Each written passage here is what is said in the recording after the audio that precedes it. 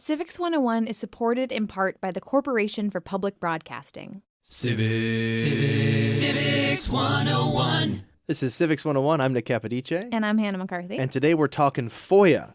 Foia. Now, Hannah, you went to journalism school, right? I did indeed. I went to J school. Foia is something that if you're not a journalist, it does not probably feature into your everyday life. But if you're a journalist, it does? I think it does if you're a certain kind of journalist. Now, Foia, do you know what Foia stands for? I believe it stands for Freedom of Information Act. Yes. Basically, it allows you to access federal documents, public documents. Can anybody do it? Could we Foia something? Yeah, anybody can do it. Do you want to do it? Yeah. Should we do it? Government agency. Let's do ATF. ATF. Okay. Okay, so this is easy, right? We're on foia.gov, foia.gov. So whose email should we request? All right, who's the head of the ATF? Oh, here it is. Click the button, Hannah.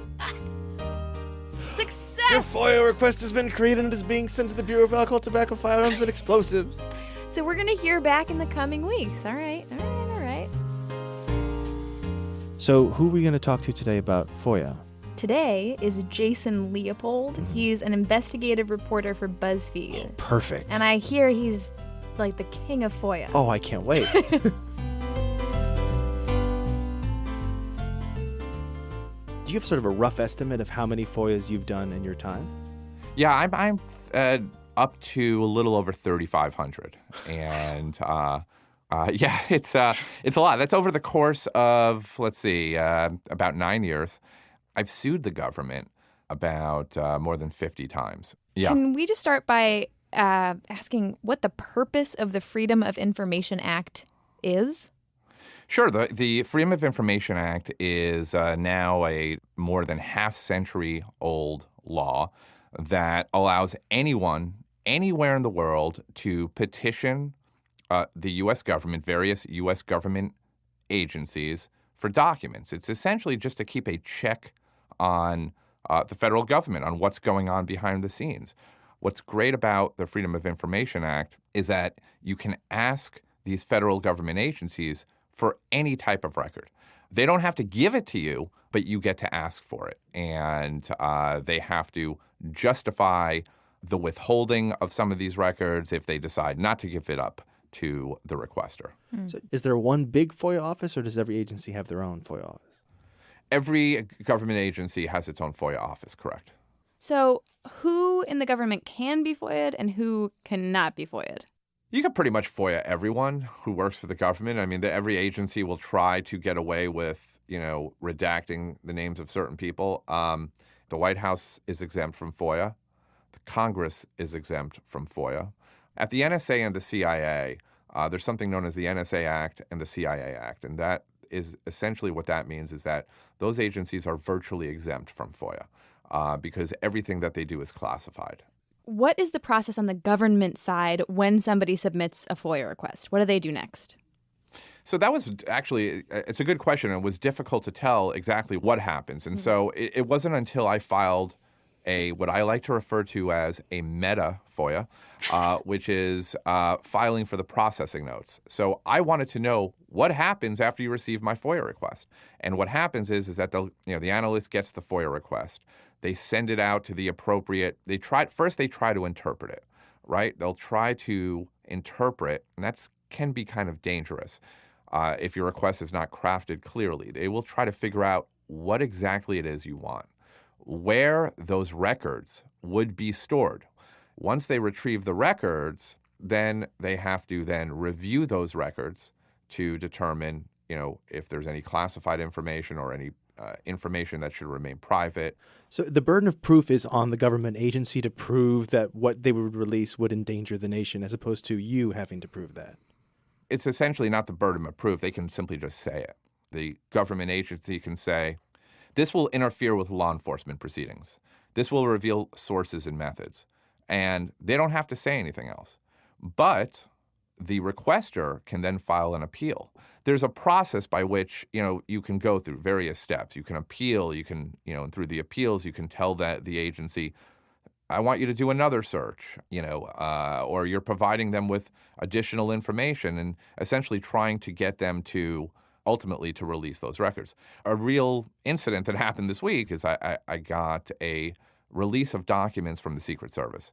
And in the disclosure letter, the Secret Service said, based on your appeal, we did another search. And we found 234 pages of additional documents.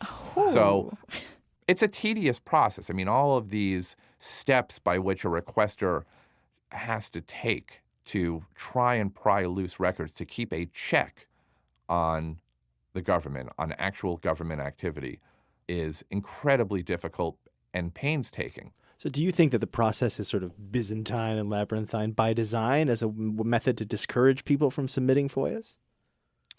I don't believe that that any of these agencies or any of the people that were involved in the crafting of the law were conscious of like, hey, let's make it really difficult, to do this. I do think, however, one way in which agencies on the state level and on the federal level do make it difficult is through fees. A real example of that is during the protests in Ferguson, following the shooting death of the African-American teenager Michael Brown.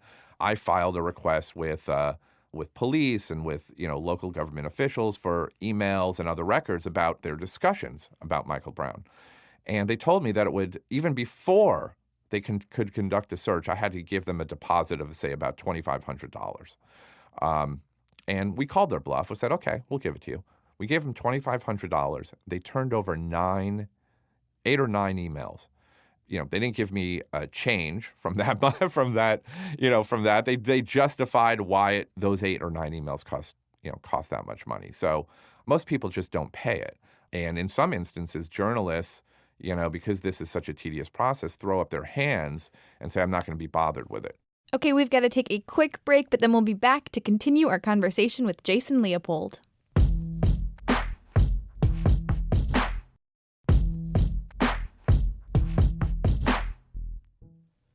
We're back, and we're talking with Jason Leopold, an investigative reporter at Buzzfeed News, about FOIA.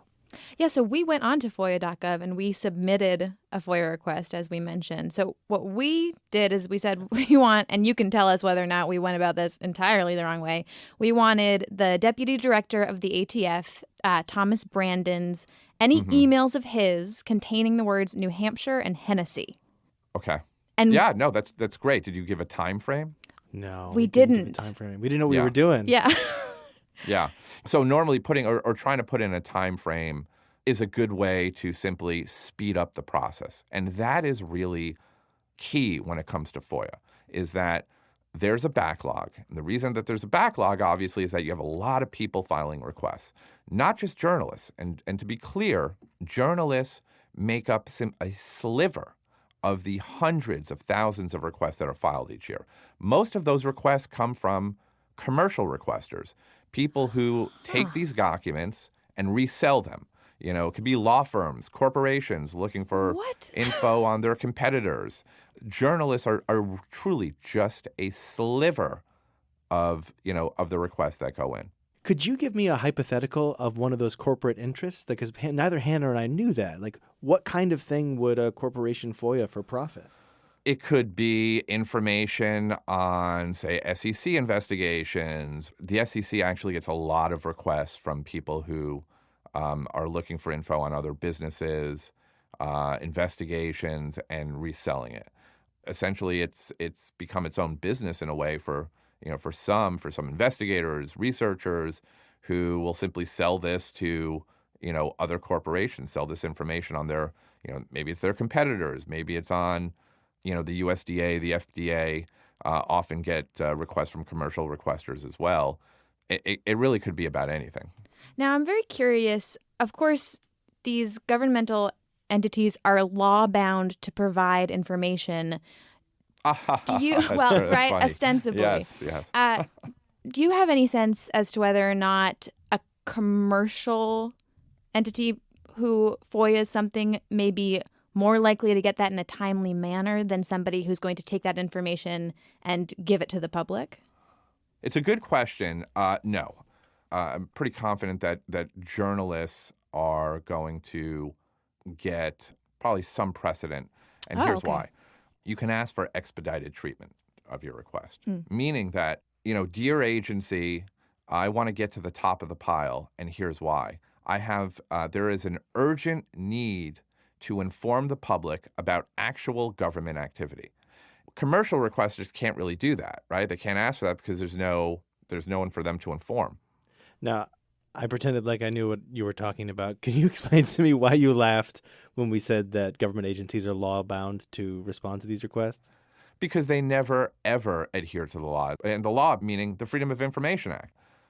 It essentially states that, follow the law, release these records, but there's no deterrent if they don't, right? Nobody's going to, one, be prosecuted. Nobody's going to be fined. Nobody's going to jail. So they don't have to, and they don't. And, some of the agencies that are so notorious for, in my personal opinion, obstructing the law when it comes to FOIA, the FBI, and the FBI. Well, why is it so important, though? Why is government transparency so important to our democracy?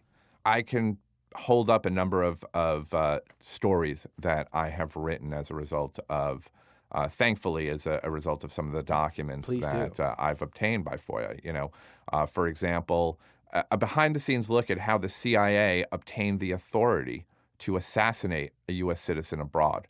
If you want to see what was happening behind the scenes at Guantanamo, which was how detainees are treated, how they're force-fed, how their conditions of their confinement, it was thanks to the Freedom of Information Act. Prior to that, this information was classified. How the Department of Homeland Security placed agents secretly into protests in Baltimore after the death of Freddie Gray. That was thanks to, the Freedom of Information Act. Perhaps most notoriously, and it was my Freedom of Information Act that forced the release of Hillary Clinton's emails. That's a big deal, Jason. That was you? That was me. Did you guys not know that? No. We didn't know that.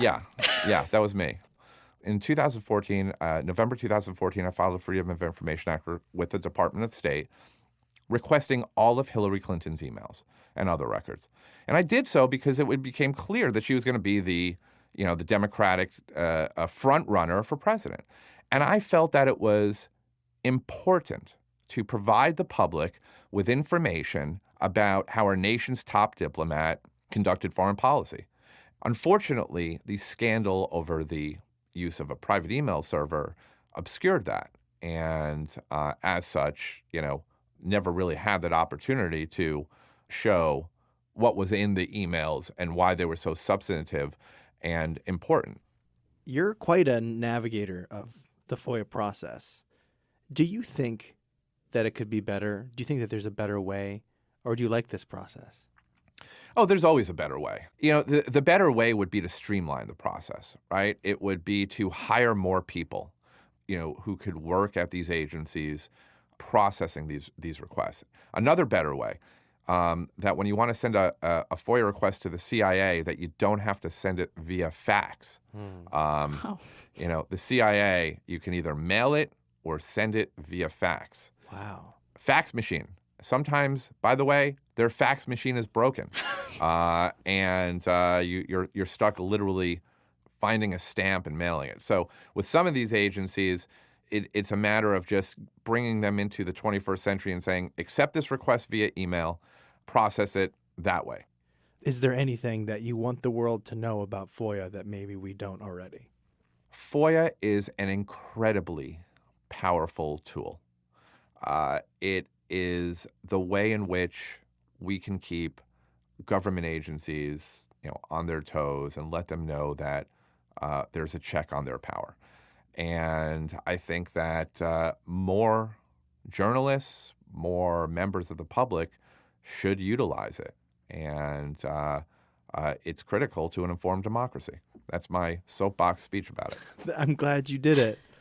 I think that's it. Thank you so much. Jason, thank you. This was great. Yeah, my pleasure. Thank you for the invite. I appreciate it.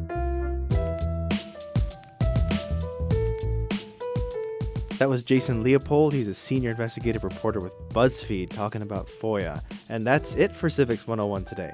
Our show today was produced by Ben Henry, and our executive producer is Erica Janik. Our staff includes Jimmy Gutierrez, Justine Paradise, and Taylor Quimby.